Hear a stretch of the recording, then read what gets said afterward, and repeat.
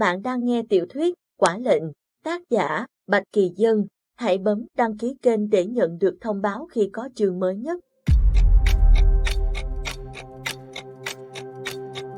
Chương 79, Hàng phu nhân. Triệu Thanh và Hải Tâm khoan một lỗ bên mạn trái chủ thần, liền bỏ tàu, nhảy vào bên trong. Triệu Thanh chân vừa tiếp sàn tàu đã bị một tên phát khẩu súng có hình thù kỳ dị chĩa thẳng vào mặt, bóp cò.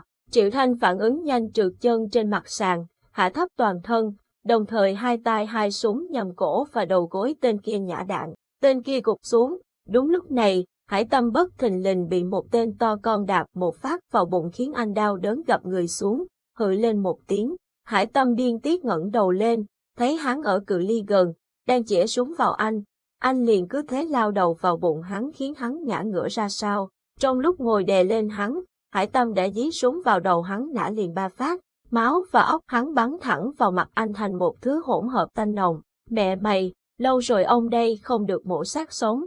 Anh đứng dậy đúng lúc một tên nữa lao tới. Triệu Thanh vừa hạ thêm một tên, quay sang nhìn thấy Hải Tâm mà phèo phổi muốn lộn cả ra ngoài. Hải Tâm một tay xả súng, tay kia nhặt khẩu súng của tên vừa ngã xuống, xoay một vòng liền nhận ra cách sử dụng, không chần chừ, nhả đạn. Khi Hải Tâm đứng lên, người anh ở phương thẳng đứng, hai tay giang hai bên bắn ngã 3-4 tên vừa mới xông vào. Hải Tâm, đóng cửa lại. Triệu Thanh vừa bắn vừa hô lên.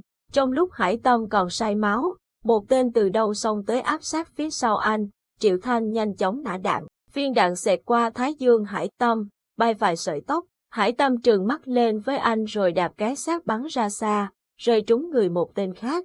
Căn phòng này khá hẹp nên đội lính đi vào chủ yếu mang theo súng ngắn hoặc đánh cận chiến. Rất may đó cũng là sở trường của cảnh sát. Sau khi nghe Triệu Thanh hô đóng cửa, Hải Tâm vừa tranh thủ đánh giết vừa áp sát cánh cửa. Khi đánh tới nơi, liền giơ tay bấm nút đóng lại. Cánh cửa sắt nặng trịch sập xuống, nhốt toàn bộ những kẻ đang có mặt ở bên trong. Phía ngoài cũng không thể nào vào được. Hơn 3 phút, Triệu Thanh và Hải Tâm đã hạ được hơn 20 tên. Cả căn phòng ngập xác chết và máu. Hải Tâm vạch một cái xác ra xem xét, nói với Triệu Thanh, đều là bị khống chế thần kinh. Những người này đều coi như chết rồi. Là sao? Triệu Thanh vừa sờ soạn 4 bức tường tìm lối ra khác, vừa hỏi. Là những người bị mang ra làm thí nghiệm. Ví dụ như thí nghiệm khả năng chiến đấu cận chiến, tùy vào từng đội quân mà bọn chúng sử dụng. Hoặc như các phi công chiến đấu bằng máy bay thì sẽ được thử nghiệm bằng thuốc thích ứng độ cao. Em hiểu rồi. Hải Tâm, phía này rỗng, mau qua đây đi. Triệu Thanh gọi. Đúng lúc này, qua lỗ thông hơi nhỏ xíu, một làn hơi trắng bắt đầu len lỏi vào trong phòng. Hải Tâm hô lên, chúng dùng hơi độc. Triệu Thanh, mau bắn vỡ bức tường đó đi. Triệu Thanh rút trên vai một khẩu qua 5 ke chứa đạn lớn mà anh vẫn đeo phía sau từ lúc tới, nhằm bức tường nhả đạn. Một tiếng nổ ầm vang, bức tường đổ sụp, cả hai đạp lên lỗ hổng, lụng người vào phía sau bức tường. Triệu Thanh đi trước, liền rơi tõm xuống nước, Hải Tâm theo sau, rơi chồng lên người anh. Cả hai vừa lồm cồm bò dậy liền nương theo máng nước như cầu trượt xuống bên dưới. Địch đã phá cửa xông vào, phía trên đầu họ, đạn bắn như mưa, găm vào làn nước, trượt hết một đoạn áng chừng chục mét. Cả hai bị cuốn vào một bể nước có bán kính rộng chừng 20 mét. Hải Tâm vừa bơi vừa chửi, bọn khốn này, nơi đây là cái thứ quái quỷ gì.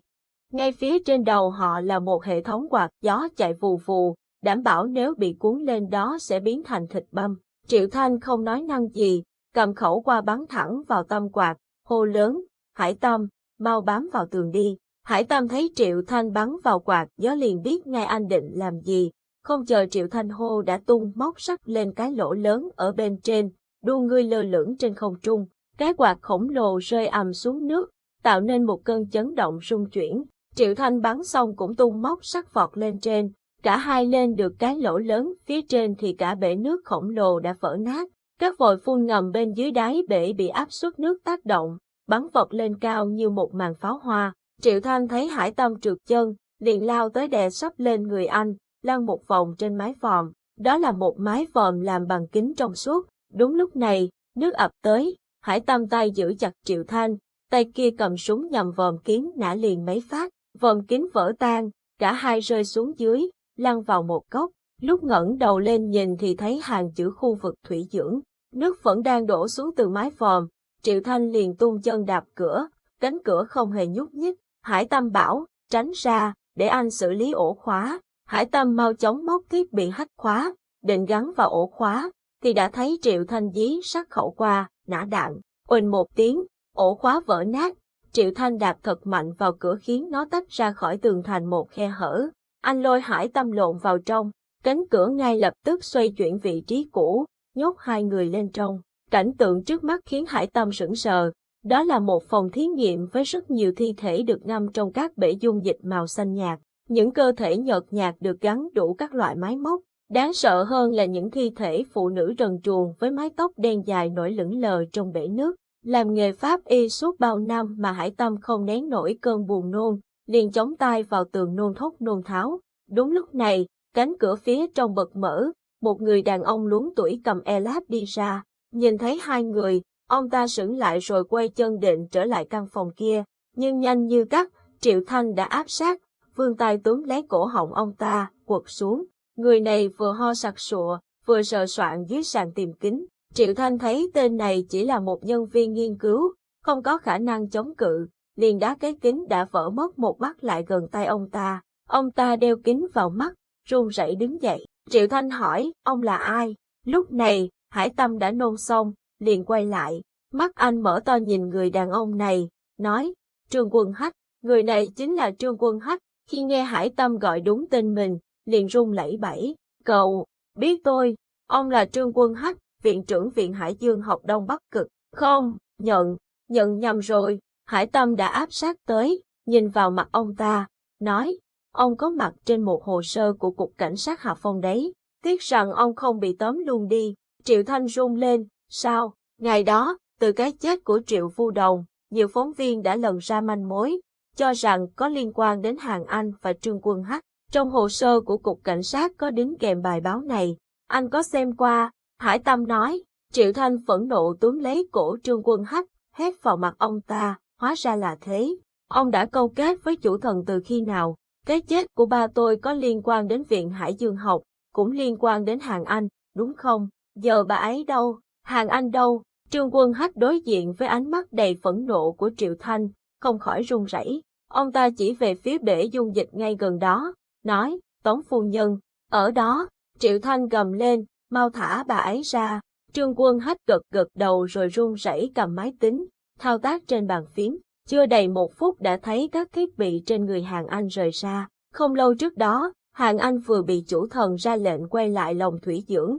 Các thiết bị mới bắt đầu vận hành để đưa cô vào giấc ngủ thì bọn Triệu Thanh tới kịp. Cô được đưa vào khoang y tế.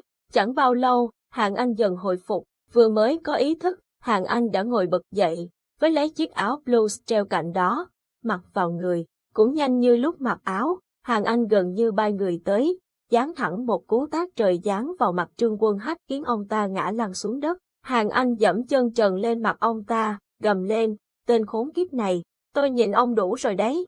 Nước từ mái tóc xoăn của Hàn Anh nhỏ xuống, rơi tông tổng vào mặt Trương Quân Hách. Mặt ông ta xám ngắt. Triệu Thanh tìm được cái khăn bông, đi tới bên cạnh. Hàn Anh tiện tay lấy súng của anh, dí vào đầu Trương Quân Hách, gầm lên, Mã Phóng ở đâu? Ở chỗ A Lan.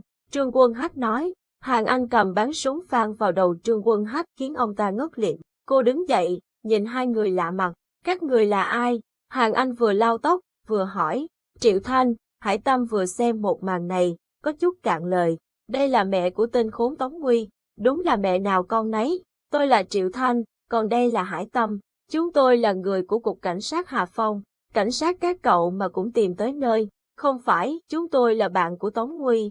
Triệu Thanh vội nói. Hàn Anh lúc này mới kinh ngạc nhìn anh, thất thần lui lại một bước. Triệu Phu Đồng. Triệu Thanh nghẹn ngào nói. Phải, tôi là con của Triệu Phu Đồng. Bà, cô, hẳn là biết rõ về cái chết của ba tôi. Với khuôn mặt và vóc dáng của Hàn Anh bây giờ, Triệu Thanh không thể gọi bằng bà, liền chuyển sang gọi là cô. Hàn Anh không để ý vẻ bối rối trên mặt anh, giang cả hai tay, ôm lấy Triệu Thanh, con của Triệu Phu Đồng, thật tốt quá rồi. Triệu Thanh không ngờ Hàn Anh lại xúc động đến thế, anh cũng cảm thấy nghẹn lời. Ôm một lúc, Hàn Anh mới buông Triệu Thanh ra, nói, phải, tôi biết tất cả về anh ấy, tôi sẽ kể hết với cậu, nhưng không phải bây giờ, chúng ta phải ra khỏi đây, tìm mã phóng hạt nhân. Hải Tâm nói, Tống phu nhân, Tống Huy cũng đang ở trong chủ thần, tìm mã phóng trước đã. Hàn Anh đanh mặt nói khiến Hải Tâm ngậm miệng luôn. Có người mẹ nào lại hờ hững với an nguy của con mình như thế chứ? Hàn Anh vừa chạy chân trần tới phòng điều khiển, vừa nói, gọi tôi là Hàn phu nhân hoặc Hàn Anh là được rồi, tôi không còn liên quan gì đến Tống gia. Triệu Thanh và Hải Tâm đưa mắt nhìn nhau. Triệu Thanh nói, được, Hàn Anh, chúng ta đi tìm mã phóng, rồi đi hỗ trợ Tống Huy. Hải Tâm nhìn Triệu Thanh, mắt như sắp rớt xuống.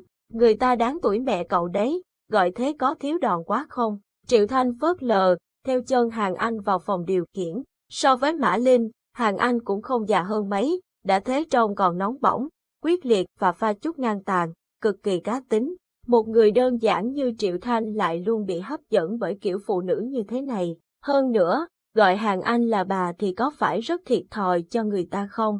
Thôi kệ đi. Hàn Anh xông vào phòng điều khiển, nhanh chóng hack vào hệ thống mới biết mình đã bị hủy toàn bộ quyền truy cập an ninh khu vực nghiên cứu. Cô nghiến răng chửi thề, mẹ kiếp, bọn não tàn này. Hàn Anh chân trần chạy ra phòng ngoài, túm cổ Trương Quân Hách vẫn đang ngất xỉu lôi lên, cứ thế kéo sền sệt vào trong trước con mắt sững sờ của hai vị cảnh sát. Rầm một cái, Hàn Anh ấn đầu Trương Quân Hách vào màn hình an ninh. Hải Tâm giật mình nghĩ, chỉ là quét giác mạc thôi, có cần đập đầu người ta thế không?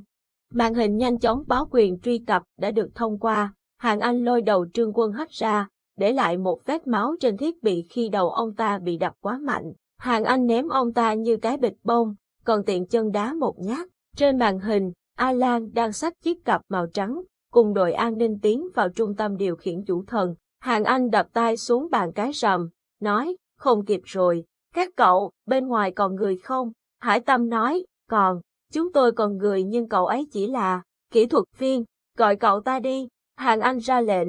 Hải Tâm trố mắt, tưởng mình nghe nhầm.